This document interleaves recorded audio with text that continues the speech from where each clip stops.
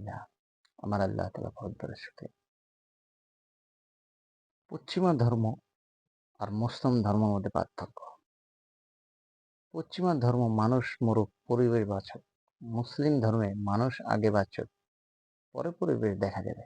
ইসলাম ধর্ম, পশ্চিমা ধর্ম পার্থক্য, একটা বড় পার্থক্য আছে। যেমন ইসলাম ধর্ম আর পশ্চিমা ধর্ম নিয়ে একটা বড় পার্থক্য হলো, ইসলাম ধর্ম মানুষ অন্যান্য প্রাণী পরিবেশে যখন তুলনা আসে তখন মানুষ আগে প্রাধান্য দেওয়া হয়।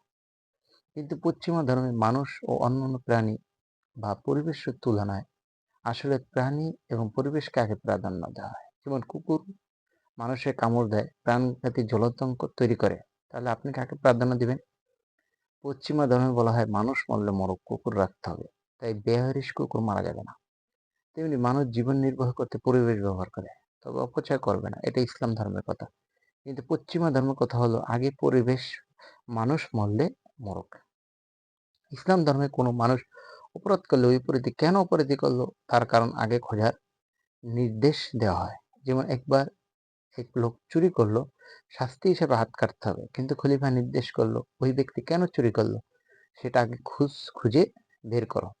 দেখা গেলো ওই লোক কয়েকদিন ধরে না খাওয়া, খলিফা নির্দেশ দিল ওই লোকের হাত কাটা যাবে না, বরং ওই লোকের ঘরে খাবার পৌঁছে দাও। হঠাৎ করে পাথর লুটপাট হলো, কেন?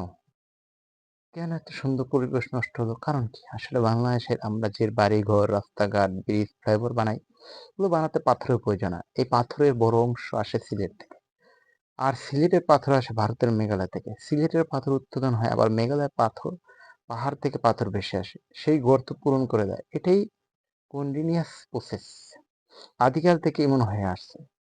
তবে কেউ যদি পাথর না তোলে, তবে পাথর জমা হতে থাকে, নদীপথ বন্ধ করে দেয়, তখন পাহাড়ি ঢল আসলে উপরে পরে বন্যা হয়। অর্থাৎ পাথর দেখতে সুন্দর, তবে সেই পাথর উত্তোলন না করলেও বিপদ। যাই হোক, এই পাথর উত্তোলনের সাথে 30 লক্ষ মানুষের জীবন জীবিকা জড়িত, তাদের বউ বাচ্চা, বাবা মায়ের খাদ্য, বস্ত্র, চিকিৎসা জড়িত। গত এক যুগ ধরে পরিবেশ বা ধর্মের লোকেরা কথা শুনিয়ে কথা শুনে আওয়ামী লীগ সরকার পাথর উত্তোলন করতে দিত না।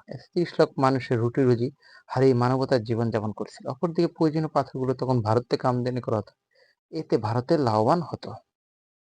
এই সরকারের আমলে পাথর উত্তোলনের সাথে জড়িত শ্রমিকরা আন্দোলন করে পাথর উত্তোলন শুরু করে দেয়। তারা পাথর উত্তোলন হয় বিশাল এলাকা জুড়ে, এর মধ্যে কিছু পর্যটন স্পটও পড়ে যায়। পর্যটন স্পটগুলো রক্ষা করে অন্যান্য স্পট থেকে পাথর উত্তোলন করা যেত, এটা সতর্ক করে দেওয়া যায়। কিন্তু পাথর উত্তোলনকে পাথর লুট, পরিবেশের ক্ষতি আখ্যায়িত করে। আবার পাথর উত্তোলন বন্ধ করে কিংবা শ্রমিকদের উপর হামলা করা মোটে ঠিক হয়নি। কারণ পাথর দর্শনে চোখের প্রশান্তি থেকে এই লোকের পেটের প্রশান্তি অনেক বেশি। আপনার পেটের খাবার আছে বলে পর্যটনের প্রয়োজন, কিন্তু এই লোকের তো পেটের খাবার নেই, সে কি পর্যটন গুরুত্ব বলবে? তার পেটে আগে খাবার দিন। আসলে একটা মানুষের পকেটে যখন টাকা থাকে না, তখন তার মাথা খারাপ হয়ে যায়। তার সন্তানরা ক্ষুধা বা বাবা মায়ের চিকিৎসা করতে না পারলে এই মানুষ বেঁচে থাকার থেকে মরে যাওয়াই মনে করে। যে বাবা পাথর উত্তোলনকারী শ্রমিকদের গলা গালি করে, তাদের ইট পাথর নিক্ষেপ করে, গত এক যুগ এই শ্রমিক কিভাবে জীবন কাটিয়েছে এই বিষয়ে কোনো খোঁজ খবর নিয়েছিল কি? তাদের জন্য খাওয়ার ব্যবস্থা করেছিল কি? করেননি। কিন্তু যেই তার জীবিকা নির্বাহের জন্য পাথর উত্তোলন করলো, অমনি তাদের পাথর নিক্ষেপ করলেন। এটাই হচ্ছে পশ্চিমা ধর্ম। আপনি মুসলমান ঘরে জন্ম নিয়েছেন ঠিকই, নিজেকে মুসলমান দাবি করেছেন, কিন্তু ইসলাম ধর্মে আপনার মধ্যে প্রবেশ করেছে পশ্চিমা ধর্ম। যার কারণে মানুষের দাম আপনার কাছে নেই, আছে পাথরের দাম। মানুষ মূল্য পাথর বেঁচে থাকুক, সেটাই আপনার কথা। ঠিক এই প্রজন্মের ঠিক, আর ঠিক এই পশ্চিমা শাসনতন্ত্র, পশ্চিমা ব্যবস্থা। আল্লাহ তাআলা আমাদের বোঝাতে